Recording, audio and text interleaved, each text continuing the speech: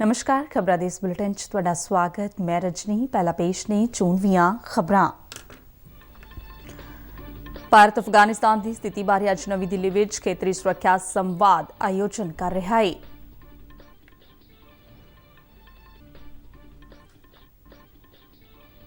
राष्ट्रपति रामनाथ कोविंद वालों प्रदान किए पद्म पुरस्कारां विच पंजाब तो 5 शख्सियतां शामिल। प्रकाश कौर लाजवंती, रजनी पैक्टर, डॉक्टर रतन लाल मित्तल और करतार सिंह पद्मश्री एवार्ड नाल सन्मानित।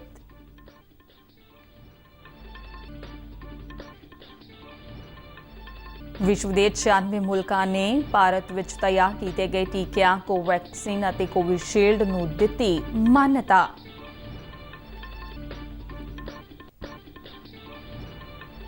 पंजाब मंत्रिमंडल वालों Punjab state sand and gravel mining policy 2021 नूं प्रवानगी। रेत दा भाव ₹5.50 प्रति फुट कीता तय। 36,000 कच्चे कर्मचारियों नूं पक्के करन दा फैसला। आज़ादी का अमृत महोत्सव तहत फाजिलका विखे साइकिल रैली का आयोजन।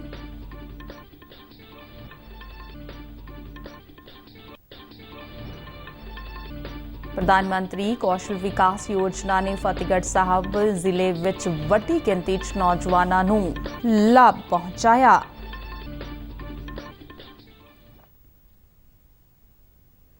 हुण खबरां विस्तार नाल।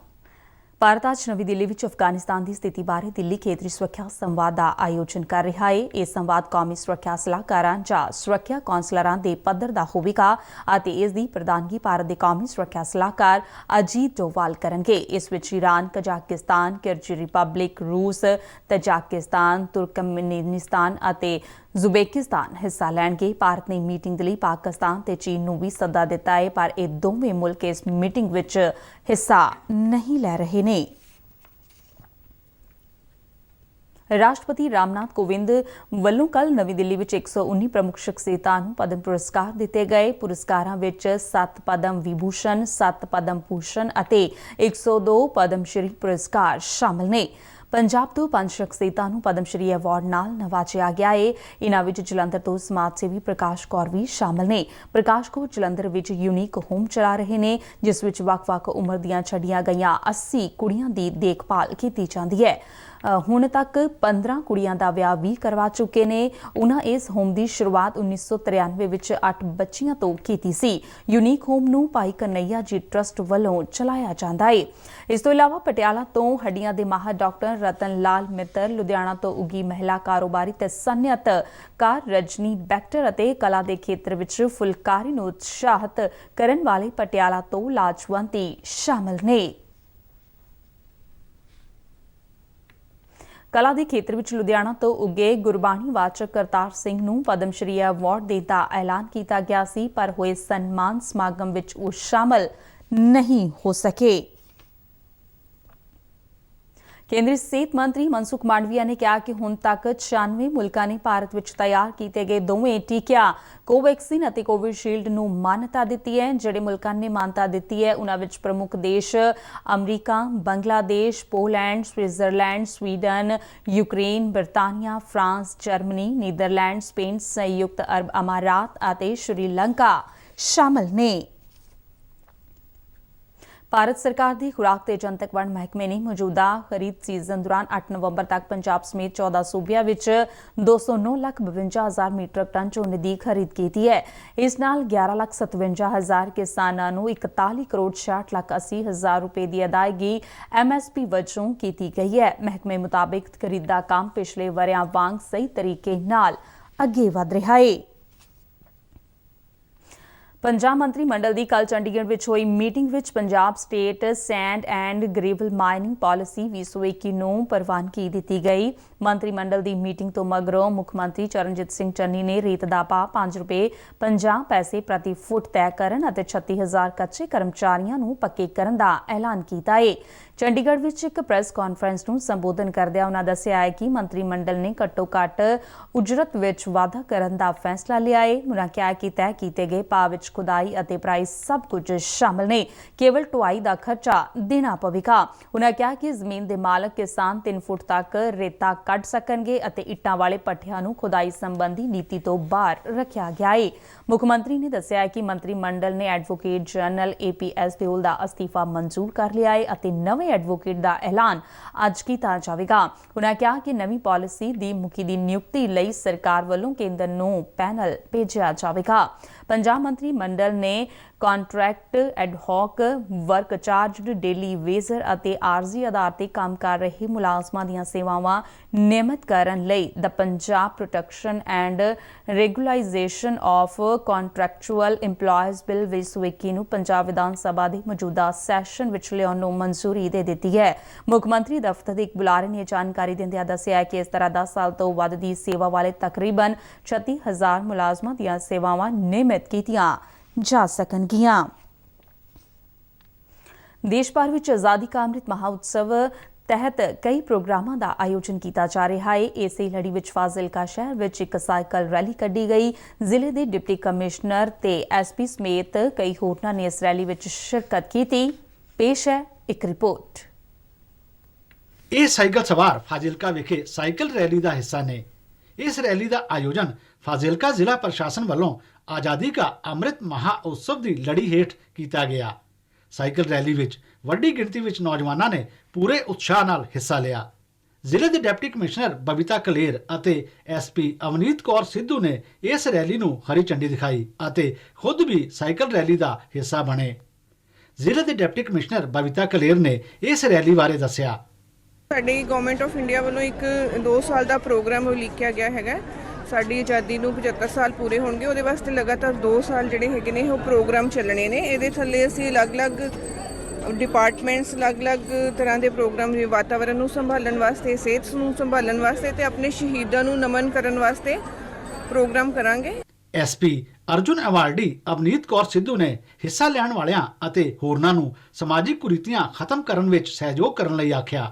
ਮੈਂ ਚਾਹੂੰਗੀ ਕਿ ਆਪਾਂ ਇਸ ਨੂੰ ਇੱਕ ਸਪੋਰਟਸਮੈਨ ਸਪਿਰਿਟ ਦੀ ਤਰ੍ਹਾਂ ਕੈਰੀ ਫਾਰਵਰਡ ਕਰੀਏ, ਦੇਸ਼ ਨੂੰ ਅੱਗੇ ਲੈ ਕੇ ਜਾਈਏ, ਕਿਉਂਕਿ ਇੱਕ ਸਪੋਰਟਸਮੈਨ ਜੋ ਹੈ ਦੇਸ਼ ਦਾ ਝੰਡਾ ਲਹਿਰਾਉਂਦਾ ਹੈ ਤਾਂ ਉਸ ਦਾ ਜੋ ਜਜ਼ਬਾ ਹੁੰਦਾ ਹੈ ਬੜਾ ਡਿਫਰੈਂਟ ਹੁੰਦਾ ਹੈ। ਸੋ ਆਈ ਵਿਸ਼ ਕਿ ਜਿੰਨੇ ਬੱਚੇ ਅੱਜ ਇੱਥੇ ਸਾਈਕਲ ਰੈਲੀ 'ਚ ਪਾਰਟਿਸਿਪੇਟ ਕਰਨ ਆਏ ਹੋ, ਇਸੇ ਜਜ਼ਬੇ ਨਾਲ ਇਸ ਨੂੰ ਅੱਗੇ ਲੈ ਕੇ ਜਾਣ। ਆਪਣੇ ਦੇਸ਼ ਦੀਆਂ ਜੋ ਬੁਰਾਈਆਂ ਜੋ ਆਪਣੇ ਸਿਸਟਮ ਵਿੱਚ ਪ੍ਰੈਵਲੈਂਟ ਹੈ ਉਹਨਾਂ ਨੂੰ ਖਤਮ ਕਰਨ ਲਈ ਇਹ ਰੈਲੀ ਨੂੰ ਸੋਚ ਕੇ ਚੱਲਣ। ਇਹ ਸਾਈਕਲ ਰੈਲੀ ਆਸਫ ਵਾਲਾ ਵਿਖੇ ਸ਼ਹੀਦਾਂ ਦੀ ਸਮਾਧੀ ਤੋਂ ਹੋ ਕੇ ਬਹੁ ਮੰਤਵੀ ਖੇਡ ਸਟੇਡੀਅਮ ਵਿਖੇ ਖਤਮ ਹੋਈ। ਯਕੀਨਨ ਅਜਿਹੇ ਪ੍ਰੋਗਰਾਮ ਨੌਜਵਾਨ ਪੀੜ੍ਹੀ ਸਮੇਤ ਹੋਰਨਾਂ ਨੂੰ ਸਿਹਤਮੰਦ ਰੱਖਣ ਵਿੱਚ ਮਦਦਗਾਰ ਬਣਦੇ ਨੇ। ਬਿਊਰੋ ਰਿਪੋਰਟ, ਦੂਰਦਰਸ਼ਨ ਸਮਾਚਾਰ, ਫਾਜ਼ਿਲਕਾ। ਪ੍ਰਧਾਨ ਮੰਤਰੀ ਕੌਸ਼ਲ ਵਿਕਾਸ ਯੋਜਨਾ ਤਹਿਤ ਸੂਬੇ ਦੇ ਫਤਿਹਗੜ੍ਹ ਸਾਹਿਬ ਜ਼ਿਲ੍ਹੇ ਵਿੱਚ ਨੌਜਵਾਨ ਵੱਖ-ਵੱਖ ਕਿੱਤਿਆਂ ਵਿੱਚ ਟ੍ਰੇਨਿੰਗ ਹਾਸਲ ਕਰਕੇ ਸਵੈ ਰੁਜ਼ਗਾਰ ਸਥਾਪਿਤ ਕਰਨ ਵਿੱਚ ਕਾਮਯਾਬ ਹੋਏ ਨੇ। Block mission manager Gurpreet Singh ਨੇ ਦੱਸਿਆ ਕਿ ਫਤਿਹਗੜ੍ਹ ਸਾਹਿਬ ਜ਼ਿਲ੍ਹੇ ਵਿੱਚ ਪ੍ਰਧਾਨ ਮੰਤਰੀ ਕੌਸ਼ਲ ਵਿਕਾਸ ਯੋਜਨਾ ਪੂਰੀ ਸਫਲਤਾ ਨਾਲ ਚੱਲ ਰਹੀ ਹੈ ਅਤੇ ਨੌਜਵਾਨ ਲਾਭ ਲੈ ਰਹੇ ਨੇ। ਡਿਸਟ੍ਰਿਕਟ ਦੇ ਨੌਜਵਾਨਾਂ ਨੂੰ ਬੇਨਤੀ ਕਰਨਾ ਚਾਹੁੰਦਾ ਜੋ ਘਰੇ ਵਿਹਲੇ ਬੈਠੇ ਨੇ ਜਾਂ ਕਿਸੇ ਨਾ ਕਿਸੇ ਕਾਰਨ ਕਰਕੇ ਆਪਣੀ ਪੜ੍ਹਾਈ ਛੱਡ ਚੁੱਕੇ ਨੇ, ਉਹ ਇਹ ਕਿੱਤਾ ਮੁਖੀ ਸਿਖਲਾਈ ਲੈ ਕੇ ਸਵੇ ਰੋਜ਼ਗਾਰ ਜਾਂ ਰੋਜ਼ਗਾਰ ਕਰਨ ਤਾਂ ਕਿ ਜੋ ਪਰਿਵਾਰ ਦੀ ਆਮਦਨ ਦੇ ਵਿੱਚ ਹਿੱਸਾ ਪਾ ਸਕੇ। ਇਸ ਯੋਜਨਾ ਤਹਿਤ ਫੈਸ਼ਨ ਡਿਜ਼ਾਈਨਿੰਗ ਦਾ ਕੋਰਸ ਕਰਨ ਵਾਲੀ ਹਰਲੀਨ ਕੌਰ ਦਾ ਕਹਿਣਾ ਹੈ ਕਿ ਪਰਿਵਾਰ ਦਾ ਪਾਲਣ ਪੋਸ਼ਣ ਕਰਨ ਵਿੱਚ ਇਹ ਯੋਜਨਾ ਮਦਦਗਾਰ ਬਣੀ ਹੈ। ਪ੍ਰਧਾਨ ਮੰਤਰੀ ਕੌਸ਼ਲ ਯੋਜਨਾ ਆ, ਇਹਦੇ ਮਤਲਬ ਕਿ ਮੈਂ ਫੈਸ਼ਨ ਡਿਜ਼ਾਈਨਰ ਦਾ ਕੋਰਸ ਕੀਤਾ ਆ ਜੀ, ਤੇ ਇਹ ਮਤਲਬ ਕਿ ਮੈਂ ਆਪਣੇ ਪੈਰਾਂ ਤੇ ਮੈਂ ਖੜੀ ਹੋ ਗਈ ਆ। ਮੈਂ ਇਹ ਅਪੀਲ ਕਰਨਾ ਚਾਹੁੰਦੀ ਆ ਵੀ ਬੱਚੇ ਵੀ ਇਸ ਯੋਜਨਾ ਦਾ ਹਿੱਸਾ ਬਣਨ ਤੇ ਆਪਣੇ ਕਾਰੋਬਾਰ ਪੈਰਾਂ ਤੇ ਖੜੇ ਹੋਣ। ਇਸੇ ਤਰ੍ਹਾਂ ਸਿਖਲਾਈ ਦਾ ਕੰਮ ਕਰਨ ਵਾਲੀ ਹਰਚਰਨਜੀਤ ਕੌਰ ਨੇ ਵੀ ਯੋਜਨਾ ਤਹਿਤ ਸਿਖਲਾਈ ਲਈ ਅਤੇ ਅੱਜ ਨੌਕਰੀ ਕਰਕੇ ਚੰਗੀ ਆਮਦਨ ਹਾਸਲ ਕਰ ਰਹੀ ਹੈ।